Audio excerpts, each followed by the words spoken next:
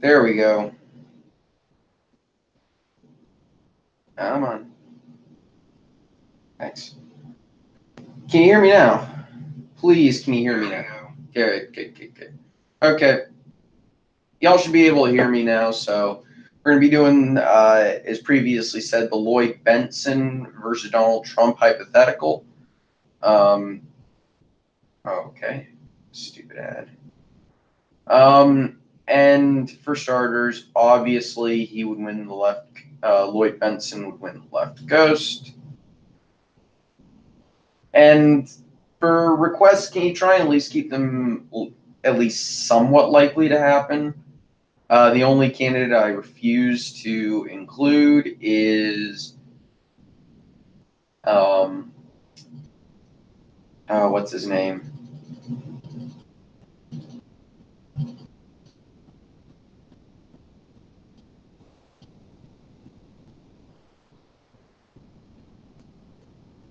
Bernie Sanders, because again, I'd rather not open myself up to people saying, "Why do you hate Bernie Sanders?" I don't hate him, I just hate his politics. And I think it's a little bit annoying that people assume that just because I disagree with someone means I hate them.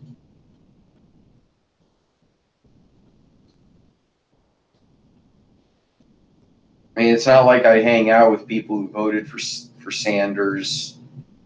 Yeah, cool, thanks. Anyway, so this would be what is requested in the previous take, a Lloyd Benson Trump basis map would be. And again, I think this would probably be close to Trump's baseline, but Benson is probably much older than Trump. So I think Trump could swing that to his advantage and maybe pick up Michigan. I don't think it'd be enough to help him with Virginia. I think that's going to be too far gone unless yeah, and Benson's age might help Trump in New Hampshire, despite some of the nasty things he said. Minnesota probably might go Republican, but I'm going to leave it with the Democrats just to be safe.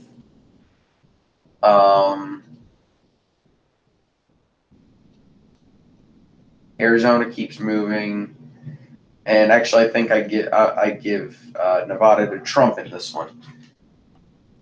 Okay, JJ, you're gonna have to be a little bit more clear with that. I'm gonna say in a 2020. I'm guessing you mean in a 2020 hypothetical election. Well, she would lose for the exact same reason she lost in 2016. And she would have the baggage of being a loser. Okay? In addition, what would she be running on? Anti-Trump? Well, that's what she ran on in 2016. What are her new ideas? Because she obviously can't run against the tax cuts. Those are they're much more popular now than when they were passed because people are starting to see extra money in their paychecks. And if Hillary picks Bernie, that might drag her down in the one place she was actually making 2016 difficult for Republicans, and that's the South. So I'm just going to assume it's Hillary Clinton at the top of the ticket. Yeah, she's going to win the left coast. Hawaii, Illinois, New York, Vermont, Massachusetts. I'm going to leave Rhode Island and Connecticut off for just a second. New Jersey, leave Delaware off for just a second. Maryland, D.C. Here we go. We're going to put the 1st Congressional District of Maine up there. Now we're going to start going through Trump states that are safe for him.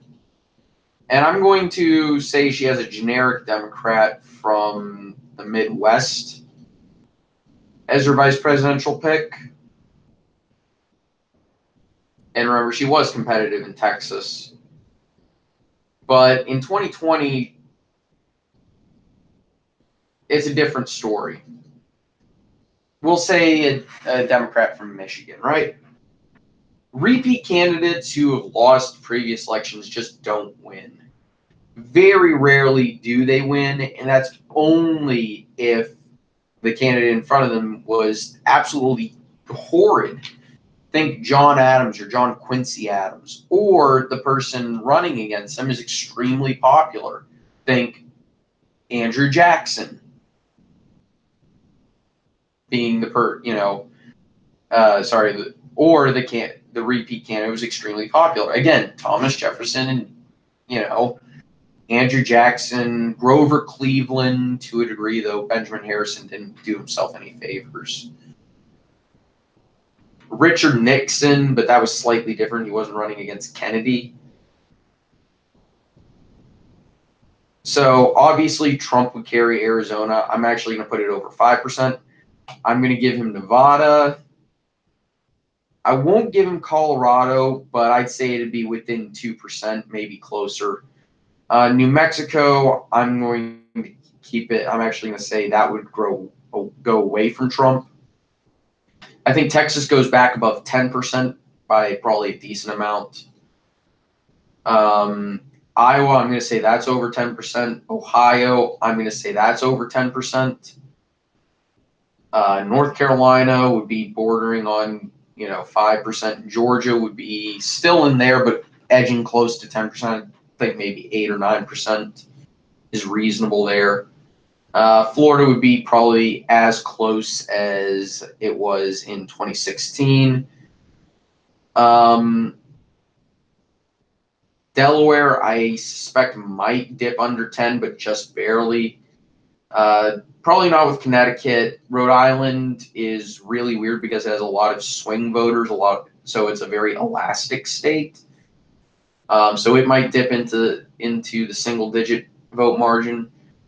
Trump would probably flip New Hampshire, the statewide vote in Maine.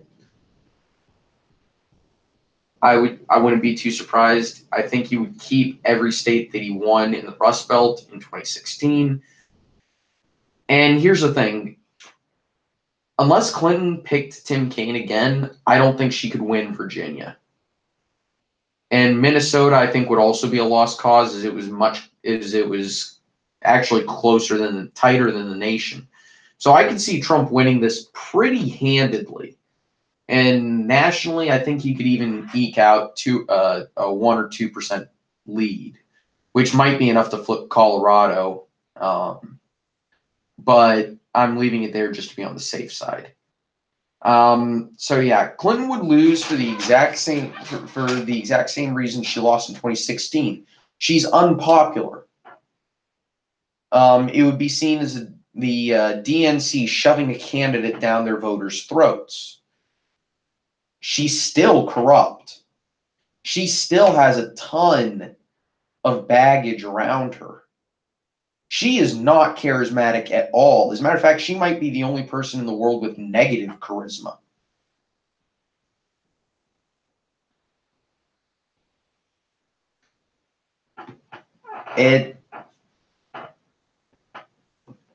And she's definitely part of the corporate Democrat culture, like Booker, like Cuomo.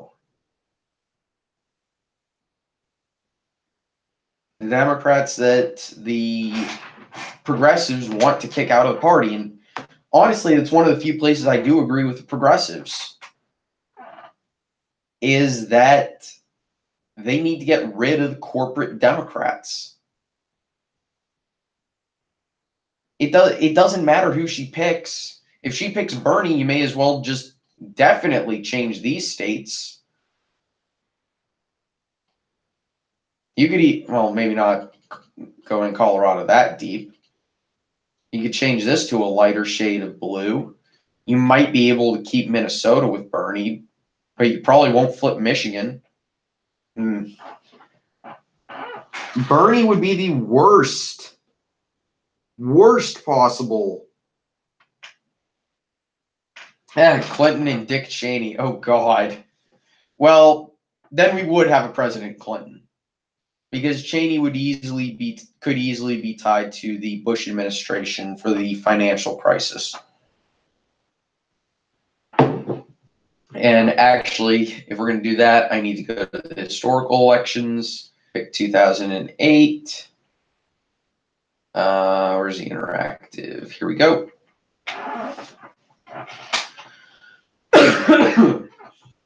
It would probably be the same, except I don't see Indiana and North Carolina flipping, or this vote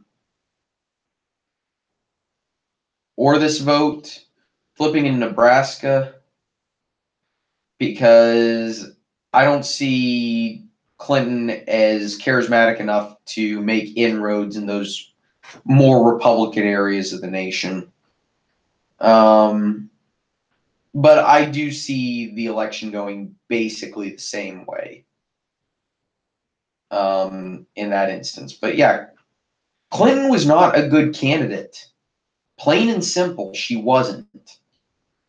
Saying otherwise is just trying to say, oh, well, the Republicans put up, a terrible, terrible candidate who just happened to appeal to the lowest common denominator and the worst of the American people, instead of recognizing that they put up an equally terrible candidate. So, no, I really don't see the idea.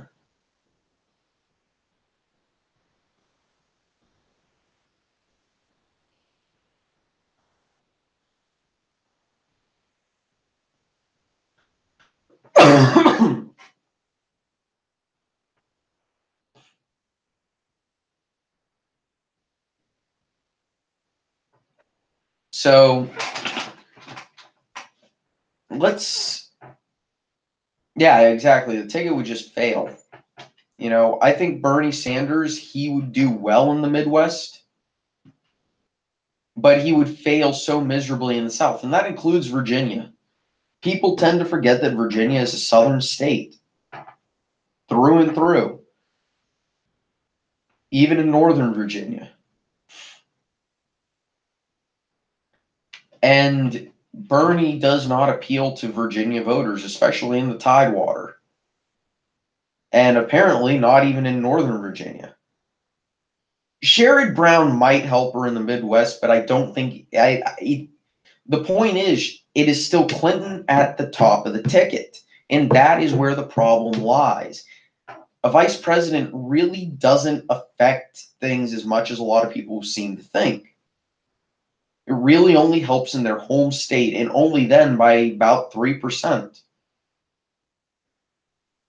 And someday I will link that article where Nate Silver analyzed home state advantage in presidential elections for both the president for the top of the ticket and the vice presidential pick. And it came out to you get about 7% boost in your home state when your opponent isn't from your home state. And you get, if you're the presidential candidate, and the vice presidential candidate will give you about a 3% boost in their home state. So the only real benefit you're going to get is Ohio isn't going to be as big a win for Trump.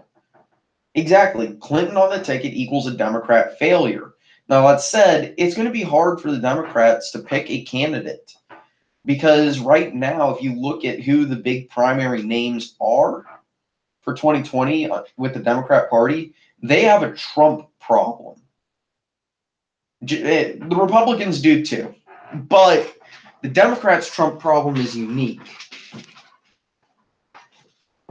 because the Democrats' Trump problem is their only campaign position seems to be stop Trump, resist, bring him down, impeach Trump.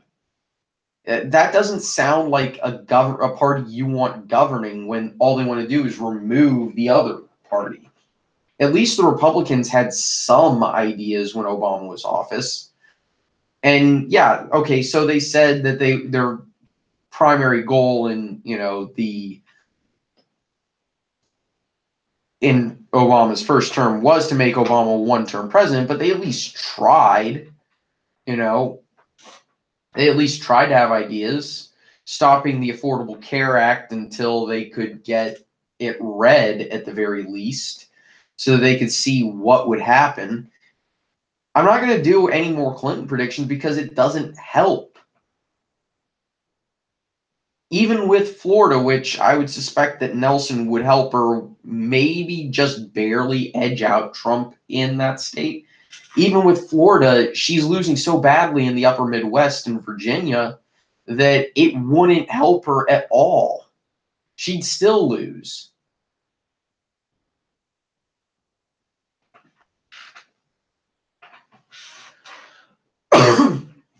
And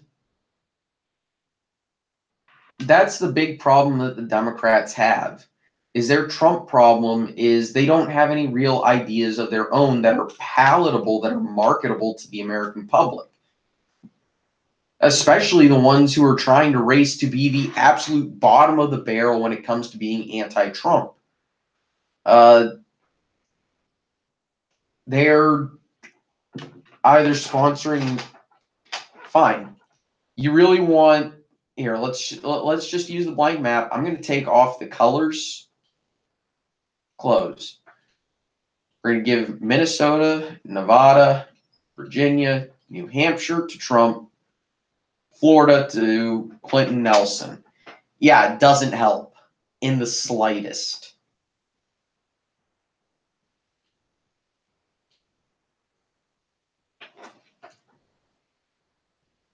Manchin versus Trump would be interesting. I'll go ahead and say that for starters. I'm going to assume a generic Democrat from a generic swing state is his vice presidential pick. Let's say let's say Pennsylvania. Oh, it's actually a tough one. No, let's go Indiana. Manchin Donnelly would make sense, but then again, he needs someone farther to the left than Donnelly. Manchin Klobuchar. Yeah, that would make sense. So that's Minnesota. So Trump, Pence, Manchin, Klobuchar. Manchin would still win the West Coast, but turnout would probably be severely depressed in this area just because Manchin is not your typical Democrat. I think he'd actually do fairly well in these states because for some weird reason they really like their, at least the New England states, they really don't mind Democrats, Republicans who are basically Manchin style.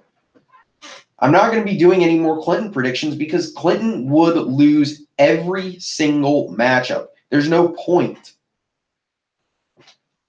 She lost in 2016 for a reason, and she's not getting any help in 2020. I don't see why they would. Why? I don't see why it's such a compelling matchup to you because it is the shittiest matchup ever. I just say Trump wins, Trump wins, Trump wins, Trump wins. This isn't like Kasparov-Karpov in the 90s where the matches could have honestly gone either way. This is like the 2007 New England Patriots versus, let me think.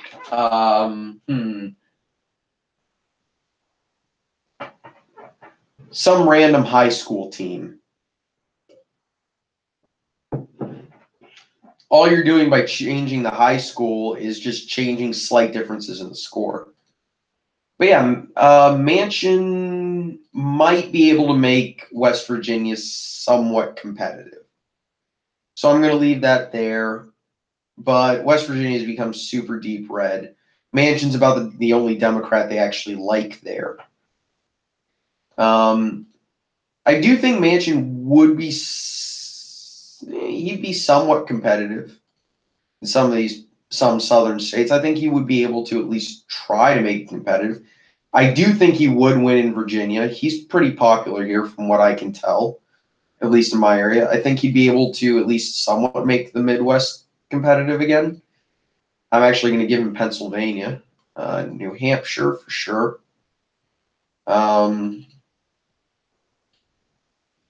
He'd probably still win.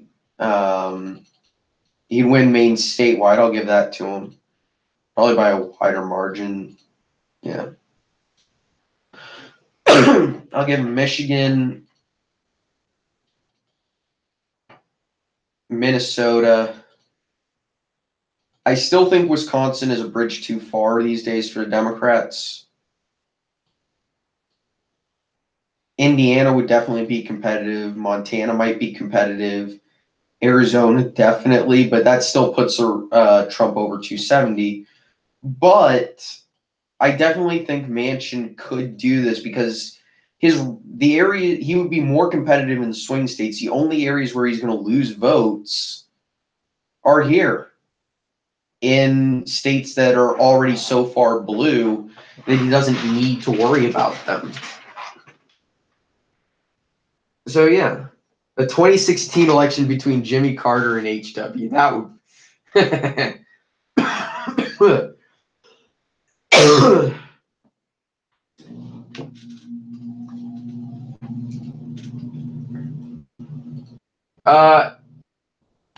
sure, let's do Jimmy Carter versus HW Bush. Two one-term presidents who are extremely old and probably never would have run and definitely aren't going to run in this cycle. Carter was surprisingly to the left in some areas, so I do think he'd be able to win some left-leaning states. Though Bush would definitely make Connecticut competitive, as that was actually his home state.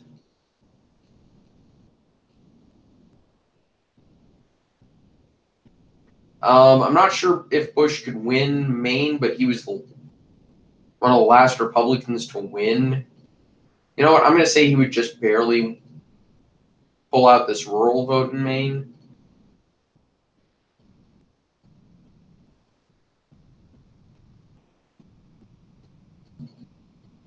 Yeah, I'm still going to say that happens. New York will go there. But both were also moderate in a lot of areas. Again, I think in this day and age, Wisconsin might be a bridge too far for the Democrats, just like under most circumstances, Virginia is a bridge too far for the Republicans. Go get Maryland, D.C. in there. But you would definitely see a more competitive election in the swing states, and I would say overall than I think most matchups. Though Bush will be able to appeal to, I think, the Southwest a little bit better than maybe some modern Republicans, because he was surprisingly moderate in some areas.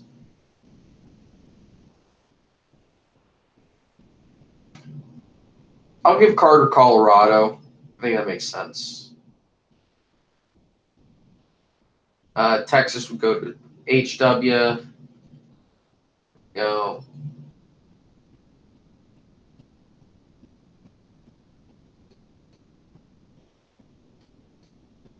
Carter would probably get some help in the Deep South. I'm just not sure how much he would get. I'm actually going to give him the benefit of the doubt and lean Georgia to him, because in this area it should be expected to go about 5 to 6 points for a Republican, but 7-point boost for home state. Guess what? Georgia is the state that puts Carter over the top, and I would bet Florida would probably vote with the winner too. So, yay, Carter would win a second term. He would become the modern era Grover Cleveland, and he would probably get that nickname. People would start calling him Mr. Cleveland or, President Cleveland. But that's just because we have a gigantic jumbled up map. Tester versus Trump. Okay, I can see that as being a matchup. Tester's a little bit farther leaning to the left than I'd say Manchin is, but he has that because it's Clinton, JJ. Have you not been paying attention to all the things I've said? Clinton is not a good candidate. She cannot beat Trump. 2016 proved that. 2016 was the most vulnerable year for Trump because he didn't have the office of the presidency behind him. And now, with that office behind him, she doesn't have the I'm more experienced argument. Because Trump is the only person who is eligible to run and who wants to run, who has the experience necessary to be president of the United States of America. I think Tester would make Montana competitive, but that's about it. Montana is such a deep red state that, I don't think that's going to happen. I'll give him all of the Southwest. He'd be a lot more competitive in Iowa. I think he'd probably be more competitive in Ohio. Pennsylvania is a tough one. Again, I'm going with, I still think Wisconsin is a bit too far for Democrats these days. And, yeah. I will give him Pennsylvania, though. Virginia as well. North Carolina would be competitive. Georgia about there. Florida, I don't think is flipping. I don't think either of those states are going to flip.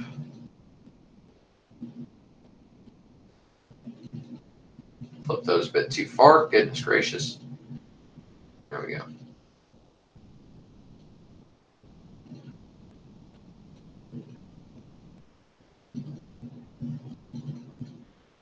Actually, Tester might be a lot more competitive than I thought.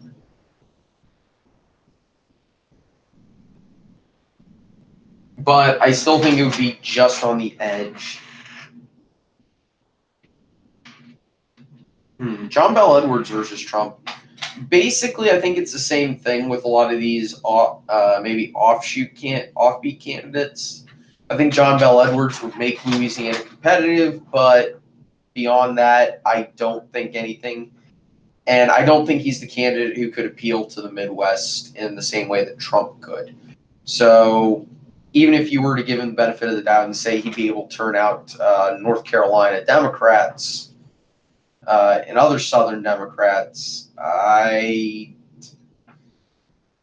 just not seeing it. Maybe he'd be able to make Mississippi competitive too. So maybe something like this, but he'd still lose. But I will say that is definitely an improvement on Clinton. So let's look at this candidates list that they have. Biden. Let's actually go with Biden because a lot of people have been saying, well, Biden would win in a landslide, and they're giving, Obama. They're giving Obama-McCain election numbers, saying that Biden would win so handedly that the Republicans would be laughed out of the room for the next 20 years, which is just not true. So this is what I've heard some people saying would be a Biden-Trump map, 2020 map.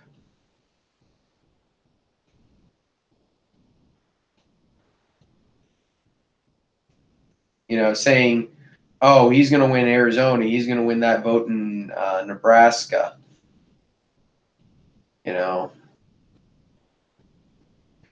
And make, some of these states competitive like Obama did, take back the Midwest for the Democrats.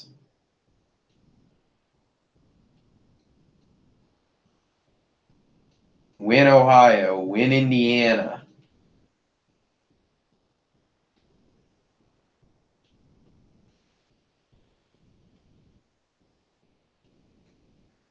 maybe even win Missouri.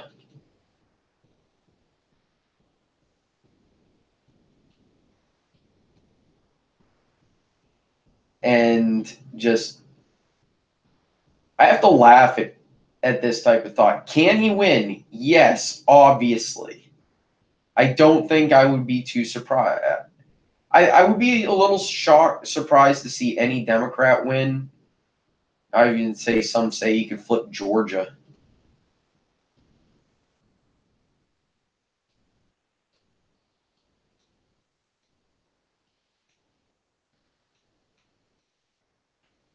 Take back all of Maine.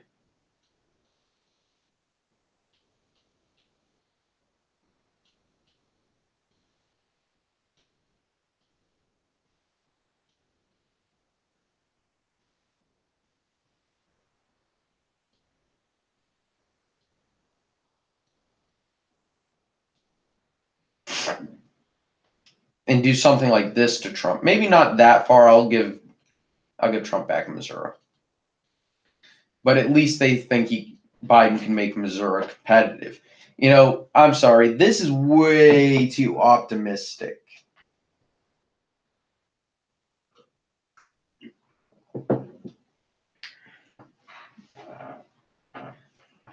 And here's why. Where Trump is and was popular, he still is for the most part. And where he's popular, he's really popular. I'm not sure if I've used this analogy before on my channel, but he does have a cult of personality around him. His supporters don't leave him easily. The hesitant voters, people, and of course where Trump is hated, he is really hated.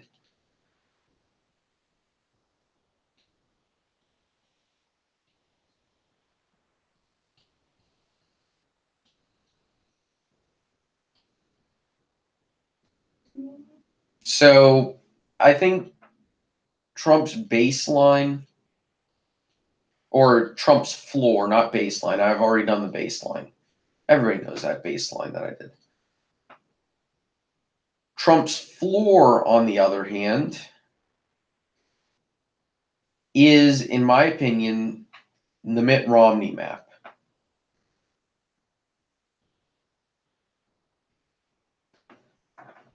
However, I'm willing to include Ohio and Iowa in that floor because those states broke extremely heavily for him.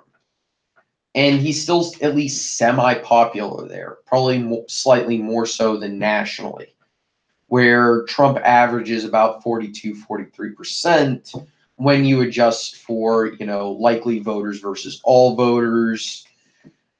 And each polling house is biased. Remember, Rasmussen polls way overstate, and certain polls like Quinnipiac and public policy polling understate his support.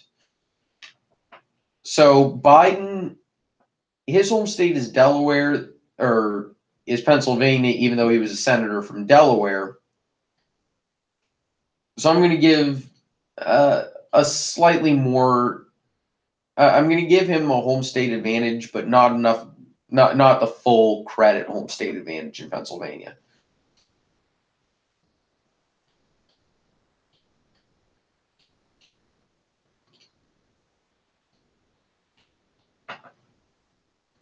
And we're going to give him all of those states. I'm going to give him rural Maine, or not rural Maine, sorry. I'm going to give him statewide Maine, but I still think Trump wins the 2nd district. I think Biden wins New Hampshire.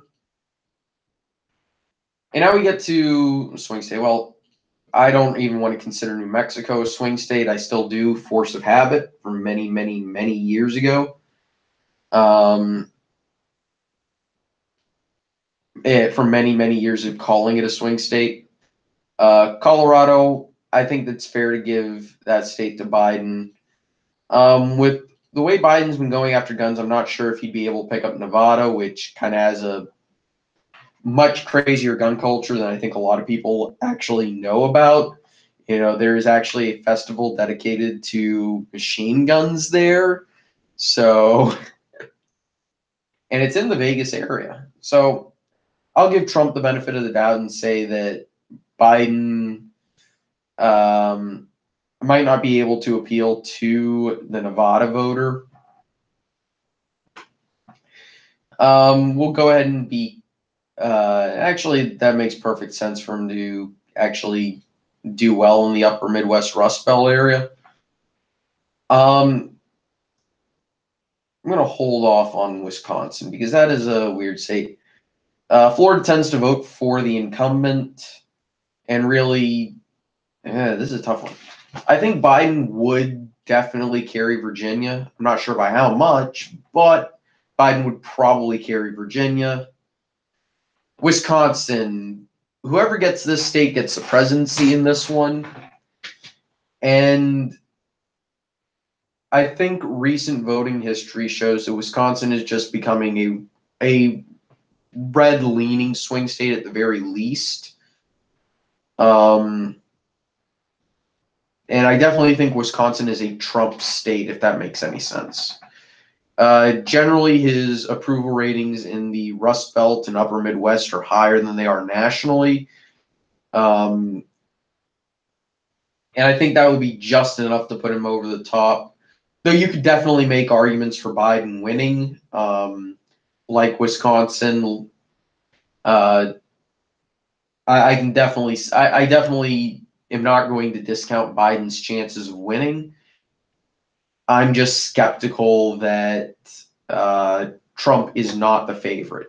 Though, again, I do think, and I guess really the only reason why I'm giving the benefit of the doubt to Trump is because he's the incumbent. And in the United States, incumbency is a hell of a drug. JJ, election nights are going to be rare just because of how much work goes into them and because I want to try and focus on the Senate for now and some lighter election videos. Also, I want to be able to explain my reasonings behind giving certain states to certain candidates. I don't think you're able to do that with election nights, and you just open the comments up to, oh my God, this is so biased comments, which I don't want to deal with because people who are fans of my channel who have actually been here watching the videos know I like to explain myself. Know I like to explain my predictions, my thoughts, why I think something is going to go a certain way. It's in that I like to try and have everything backed up by numbers because numbers paint a better story than feelings. And I'd rather not have my predictions based off of feelings.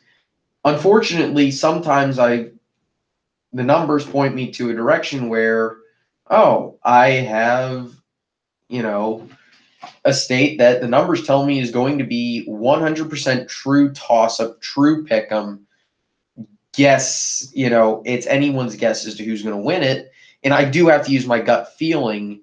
And I just use, and the way I train my gut feeling is I look through the history. I look through the electoral history of that state.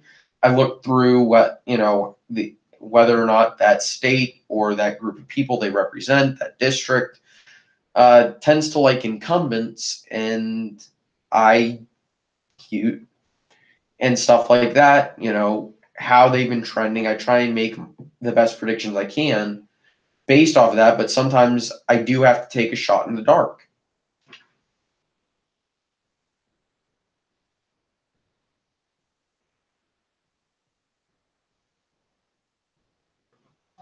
Anyway,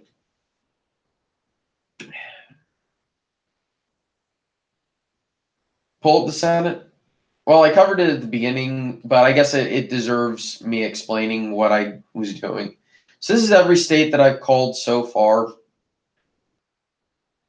As you can see, Democrats are still behind 41 to 45, but they've carried most of the states that are up so far, with only 3 elections going to the Republicans, meaning that the Democrats are favorable, and of this toss-ups, they've picked up 1, 2, 3. They've picked them all up of the toss-ups that I've called so far. So I'm just going to go from west to east. Washington, that should be Democrat fairly easily. Mitt Romney isn't going to lose Utah, nor is John Barrasso going to lose Wyoming. Heidi Heitkamp, for as much as she is an incumbent in a good Democrat year, she only just barely won in 2012 with the help of Obama. And that was also a really good year for the Democrats. And she's just defending really hard turf. And the Republicans got a very good candidate in Kevin Cramer. And I think her days are numbered. Though when I get to looking at the polls, just to double check everything, that could very easily change. Texas, this is Ted Cruz's seat to lose. Phil Bredesen is giving Marsha Blackburn a real run for her money. So I'm actually downgrading this to leans from safe Republican. And by the way, that also puts the Republicans above 50. Wisconsin, Tammy Baldwin is not going to lose this seat. Good year for the Democrats. She's an incumbent, and she's reasonably popular in her state. Sherrod Brown, I'm going to give him the benefit of the doubt as an incumbent. Bob Casey is not going to lose the seat, I don't think. Kirsten Gillibrand will not lose her seat. Bernie Sanders is extremely popular in Vermont. Joe Manchin versus Patrick Morrissey. This is a tough one, and the Republicans could actually flip this state. But again, I'm giving the benefit of the doubt to the incumbents. What if it was a blue wave? It's probably going to be a blue wave. The problem is the Republicans have the high ground. And when I say the high ground, they have the very high ground. And also, Tim Kaine is safe. Look, they've won every toss-up state except for North Dakota.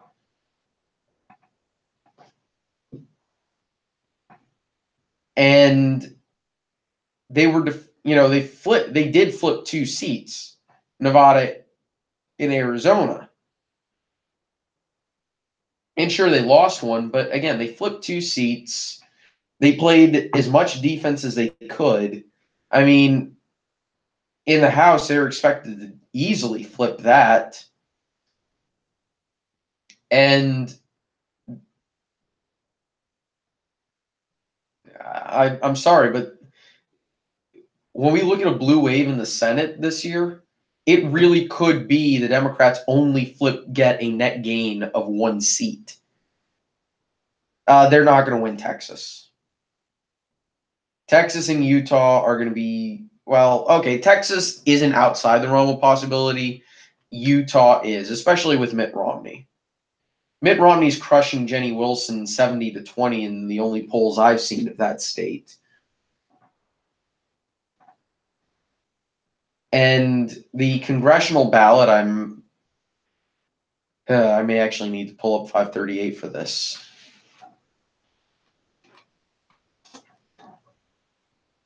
There we go. See what I mean? Whoa. That is higher than I expected it to be. I only want likely and registered. Good God, he's actually at 45%. He is actually at 45%, honest to goodness.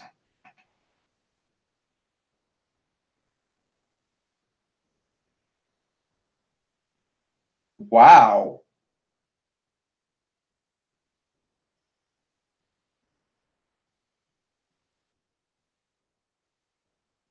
Ipsos, SurveyMonkey, YouGov, Morning Consult. Wow. That is much better than I thought. As a matter of fact, Trump is, well, okay, that's not factoring in registered and likely, which would basically make that equal. But they're not that far apart.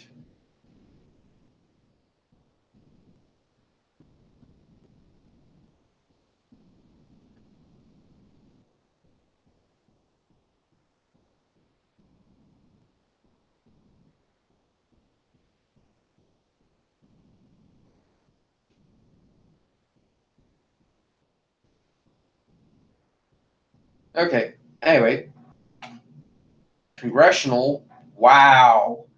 Actually, the Republicans might maintain control. Yeah, okay, those are not fake polls. Come on.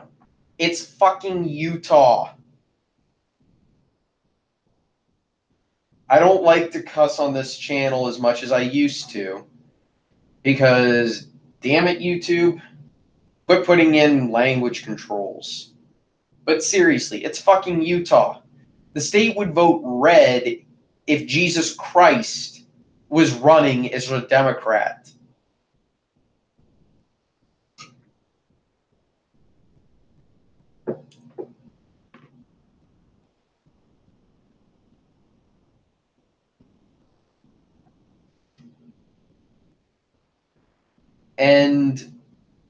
But yeah, so I've held it, and I kind of agree with a lot of the theories on this. Democrats need to win by at least 7 points in order to stand a good chance of flipping the House. And that's not 7%. That's 4.6%. And that's very, very, that is narrowing. Ipsos shows the Republicans with the lead. Wow. That really? They're saying Rasmussen actually got this correct? What the hell? Zogby, Interact, okay. Morning Console, okay. The new polls show weird. Yeah, this Ipsos poll might be an outlier, but CNN showed it as an extremely tight race. Remember, this is a generic ballot, which is a pretty good indicator. Okay, that. Good lord, you're adjusting these weird sometimes. But yeah, no, I trust 530. I trust the polls.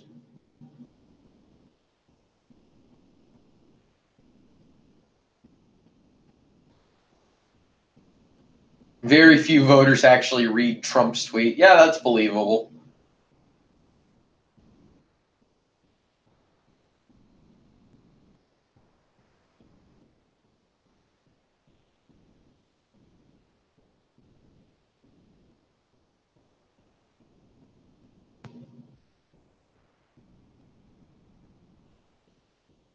Oh, this should be funny.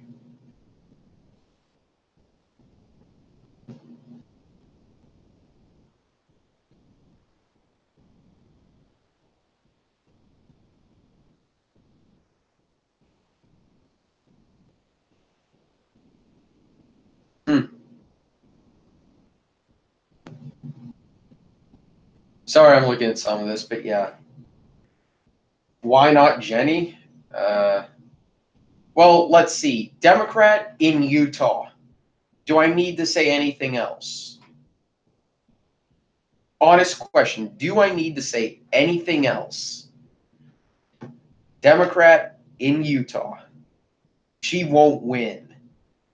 Anyway, I'm going to go ahead and clear out the states I haven't covered yet because I do have a few states. I actually have covered Montana.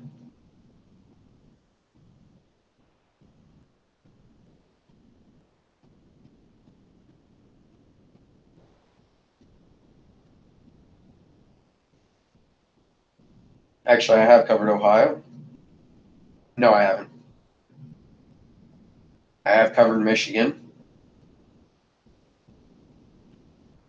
I've not covered those states. I've covered Rhode Island, Connecticut. No, I have covered Massachusetts. What state haven't I covered for?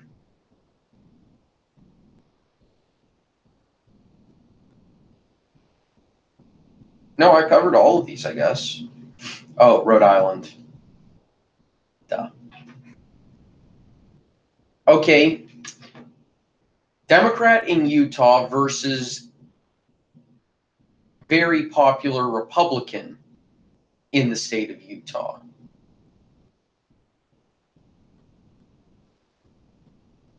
She literally cannot win this race unless Mitt Romney gets convicted of rape or something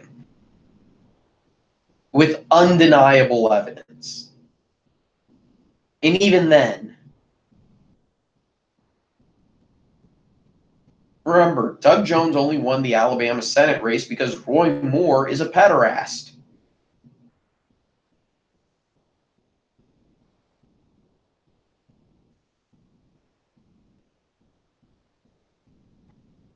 And Mitt Romney is a Mormon, a family person, very well liked in Utah, did tremendous work on the Salt Lake Games in 2002, has the credentials, actually lives there now. Sure, he was the governor of Massachusetts, and sure, he's originally from Michigan, but doesn't exactly matter in this case. Oh, and did I mention that his opponent is a Democrat?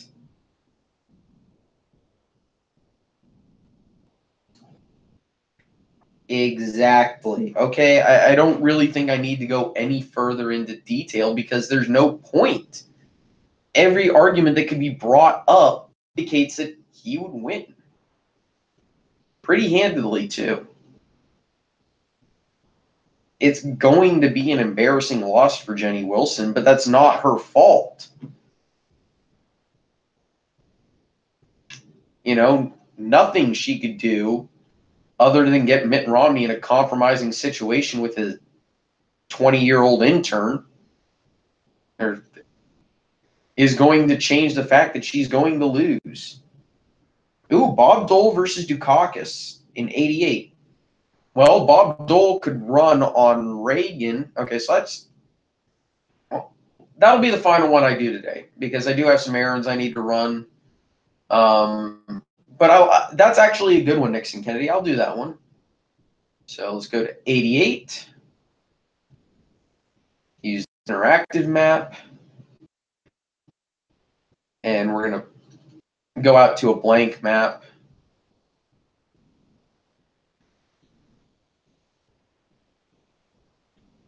Bob Dole, conservative from Kansas, very famous for losing in 96 with no support from the RNC. What the hell, West Virginia?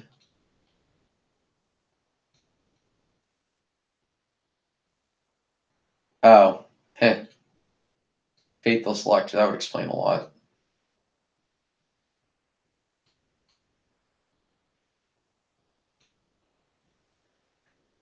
Okay. Well, this was really weird because back then California was almost a reliably red state. I'm going to leave Dukakis, Hawaii. I'm going to leave Dukakis, Washington. I think Bob Dole was a lot closer to Reagan, and he can make the pitch. He could have made the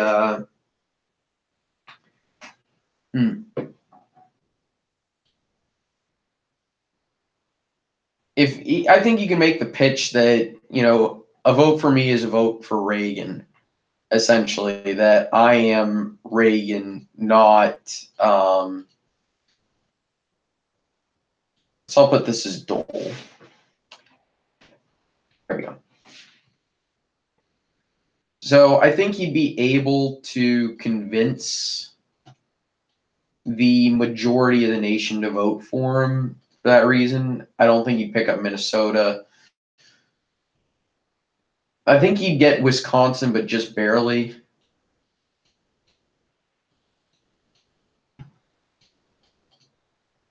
Unfortunately, I can't do gradient here.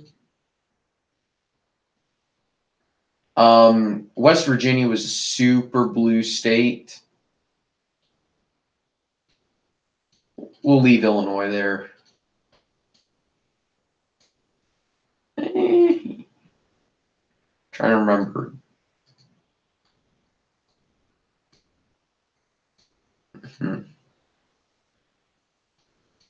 Massachusetts would probably be blue. Same with Rhode Island, Connecticut, New Jersey. Delaware was still fairly red, which is weird. Virginia was deep, deep red at that point. I think this would be a reasonable election map to look at.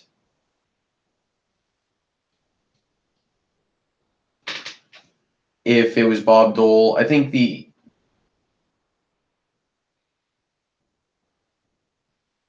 oh yeah, whoops, sorry, I meant to flip New York as well. Basically, the only states I would flip are Iowa, Wisconsin, and Oregon.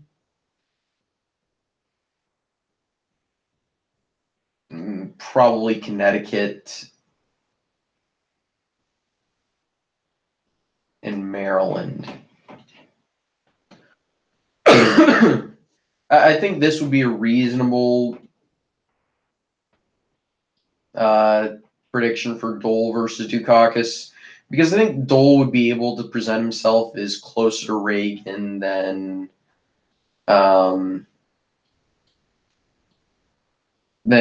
H.W. Bush was able to. But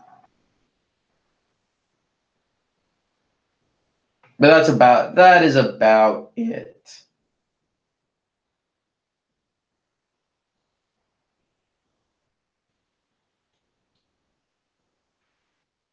Well, anyway, guys, I'm gonna go ahead and end the stream now because it's about 12, and like I said, I have some errands I need to run. I'll see you guys later. Take it easy. Bye.